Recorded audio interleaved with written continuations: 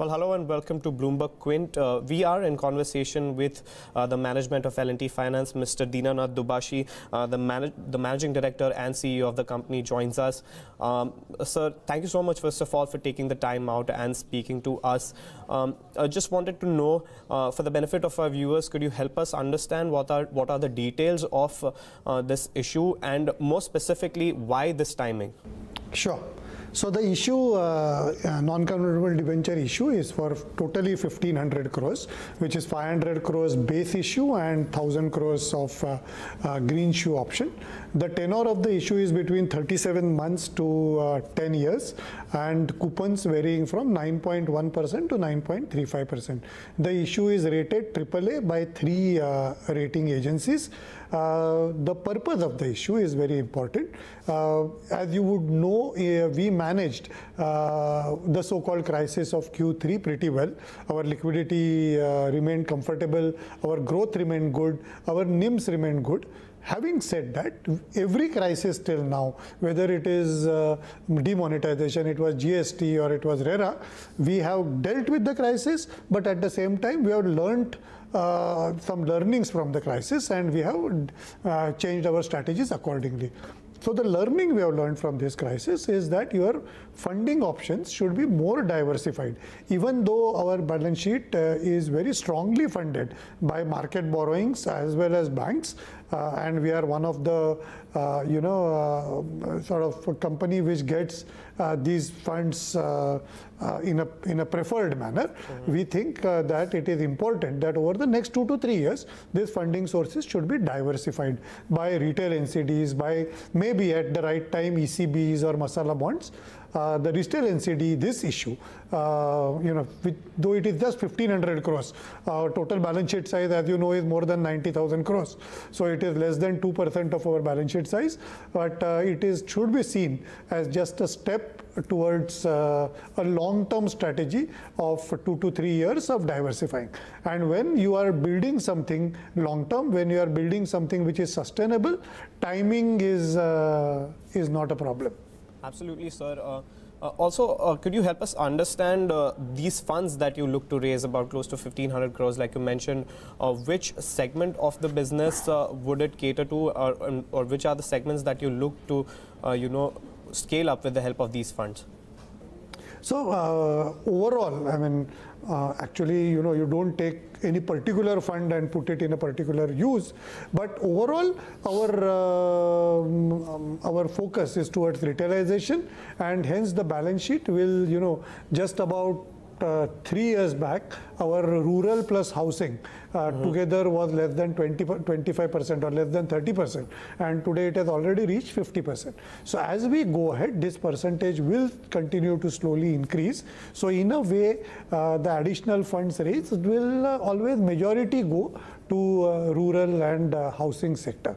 But having said that, again, out of a balance sheet of more than 90,000 crores, how can I say where 1500 crore is going? But overall, in this direction of retailization, it will go. Absolutely.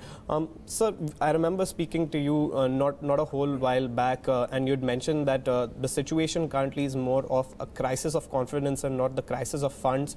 How has the liquidity situation improved in the fourth quarter, and how are you looking at things right now? Thank you. Excellent question. The crisis of confidence, as you rightly said, was between 2 dates, 21st of September 18 to about 10th of October 18, where there were lots of talks, rumors, etc. about the sector as such, and nobody was lending to the overall sector. There's some strong companies, we included, but not only us, many other companies who had very strong liquidity measures, liquidity on balance sheet, positive gaps in each of the bucket. The issue was never survival because we were always liquid. The issue was growth. But yes, certainly there was the issue in the first 15 days. Between 10th of October to 10th of December, that eased out. Good companies with good pedigree, good rating started getting money, albeit at a higher rate and in lower quantities. From 10th of December, as I have said at the time of the results also, situation has eased considerably, and companies with good parentage and good rating, especially AA plus and above, especially AAA and good parentage, are now getting funds, adequate funds from all sources at good rates. So I would say for us, situation is back to normal, and yeah, it's business as usual. But that doesn't mean that we will not be prepared for any such situation happening in the market in the future, and hence this retailization of the liability side as well. So, sir, in that case, will the fourth quarter be better than the third quarter? Because you had mentioned that it would be a benign quarter, not just for you, but for the industry as well. And an outlook that you could give us on the coming quarters. So better in the sense NIMs, cost of funds, for example, let us take one by one. Cost of funds, I have already given guidance at the time of results that we saw a very small, about 17 basis point cost of funds increase between Q2 and Q3. Q4 overall, because you have to remember that the balance sheet is large, right? So marginal cost of funds makes that much less difference on the overall balance sheet. But overall weighted average cost, I have guided that Q4 weighted average cost will be largely within 5 basis points here and there of the Q3 weighted average cost. We are sticking to that guidance, and we will continue to have very strong NIMs.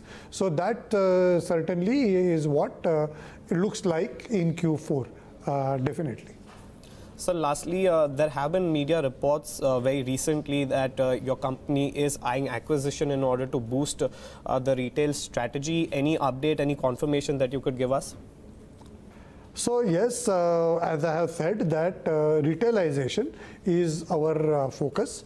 The retailization will happen both organically and, if opportunities are there, inorganically.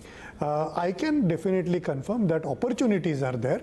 My strategy team keeps looking at those opportunities. We have very specific criteria. The most important about them on those criteria is, one, the quality of the target, and second, the price at which it is available. If it is in the businesses that we like, which we have already said, rural and housing, and if it is the quality of the portfolio is good, and if the price is right, the price expectation of the seller is right, we will progress more on that. And when we progress, we will let you know, certainly, and happily. Okay, but nothing concrete as of now. Absolutely. Okay, sir. Well, we'll leave it at that, sir. Thank you so much once again for taking the time out and speaking to us. Well, that is the management of L&T Finance.